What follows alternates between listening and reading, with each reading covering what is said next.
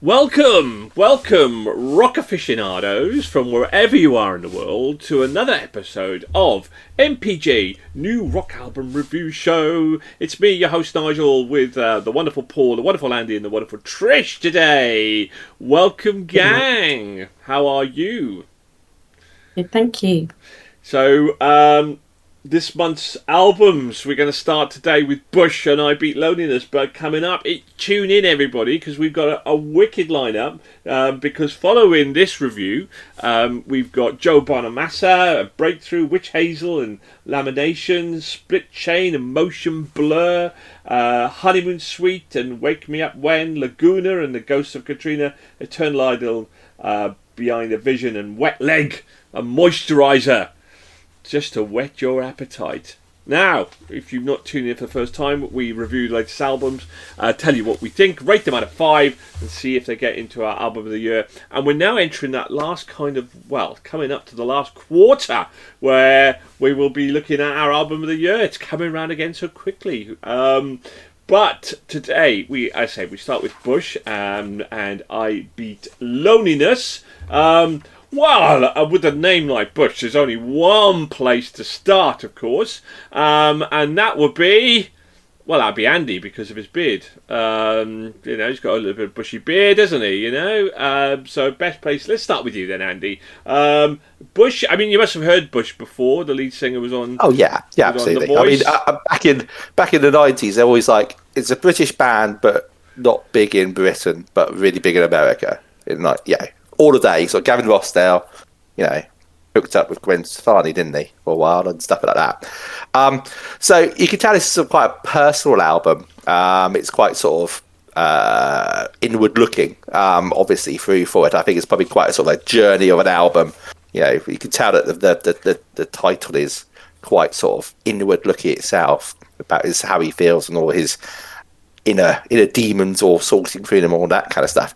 It's very much an album of two halves for me. It's a really strong sort of start. The first track's called Scars. It's got really crunchy. It's got a great sounding riff on it. The next sort of two tracks, there's sort of I think the title track, and there's a song called Land of Milk and Honey, which is really great as well. But after that, it sort of falls off quite a bit for me. The second half is sort of like quite a lot slower. It's much more balanced in it, and it's all kind of like on a similar vein. So for me, it's an album which got a really good start, really good like 3 or 4 tracks in there right at the beginning, but then the rest of it doesn't lead up so much as well. From what I heard, through for it, listened to it, and it was it's enjoyable listen. I'm sure, Trish, how about you? Hello. So I absolutely love the dark, mysterious, melodic opening, like Andy with the track Scars, to give this album the insight of what is yet to come, which is an emotional album of feelings and experiences gone through to make this quite a raw, vulnerable, honest album that many will be able to relate to. I must admit, I've never been a listener in the past of any Bush album, only from what was played on the radio, if I happened to be listening at that time. This album, as for me personally, a first listener to an album of theirs, I'm like, wow, this album ticks all of the boxes for me with its heaviness of guitars and drums in the melodic way. I love with clear vocals to really hear the stories being told. Standout tracks for me, obviously the opening one, Scars, the title track of the album, I Beat Loneliness. I could go on as there isn't a bad track or for me to be able to pick a favourite. I've had it on repeat the day I listened to it, as each track delivered musically and lyrically for me, and it most certainly grabbed my attention. Paul, Bush, was this up your street? Well, Bush may have beaten loneliness, but they haven't beaten depression.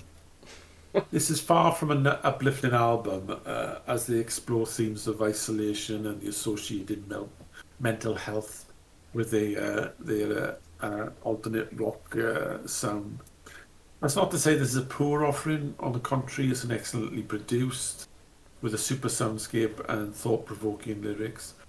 It just feels a bit of a downer for the album title. Having said that, as an album, it was probably the best offering I listened to this month. So I really like this dark melodic kind of feel and beat to it, and I very much, in the lines of some of our, newly discovered bands, White Raven Down, Black Orchid Empire, of that sort of ilk, in terms of its kind of feel and pacing, and I thoroughly enjoyed. I just really thoroughly enjoyed this album. I think, like Paul, was probably my favourite album of the month. But it wasn't perfect because it did get. Well, there was two things for me that didn't give it like that perfect kind of score in a way. Well, one, I thought it got a little bit repetitive.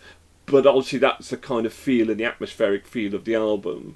So a little bit there. And also, when I do benchmark it against the likes of some of my favourite bands from last year with Black Orchid and White Raven, I didn't think it was quite as good. I think Paul, in a tongue-in-cheek way, I think you've hit the nail on the head. I beat loneliness, so therefore there must be some sort of uplift, in terms of the theme, and there wasn't. In fact, it just got a little bit repetitive. But in everything else, I agree with Paul. I think the production, the vocals were spot on. The melody was good. Just needed a little bit change of pace. But maybe I understand why that wasn't a case. But anyway, overall, cracking album. It really was a cracking album. It was very, very, very good. So, there's no Dom or Chris today. Dom's suddenly in a dentist chair with a broken tooth. Bless him. I hope you get better. And Chris is off on some travels.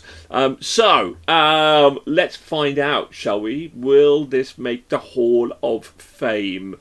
We'll start then with you then, Andy. I gave it a 3. A 3. Okay. Trish. I gave it a 5. Ooh. Loved it. Both Dom and Chris give it a 3.5. I give this a 4.5. Mm-hmm. Now, if Paul were to give this more than a 3.5, it's going to get into our Hall of Fame. You see what I'm doing here, Paul? I'm going to make you a hero, maybe. Yeah, we're all villain. I'm opting for the latter. I give it a 2. It's got that face. A 2. A 2? He didn't give it a 2. Oh. Yeah. I'd say if that was the best album of the month and he gave it a 2, it's like, oh, we're in for a ride.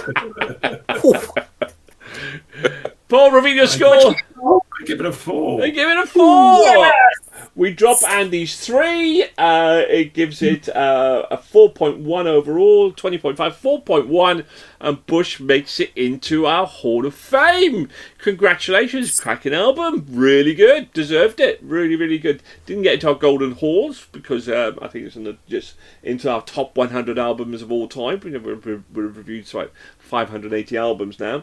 But well done to Bush, cracking album. Let us know, please hit the like and subscribe button. Let us know what you think. Do you agree? Do you disagree? And keep on rocking and tune in for our next episode where we'll be reviewing Joe Bonamassa. Thank you very much. Keep on rocking. Woo-hoo.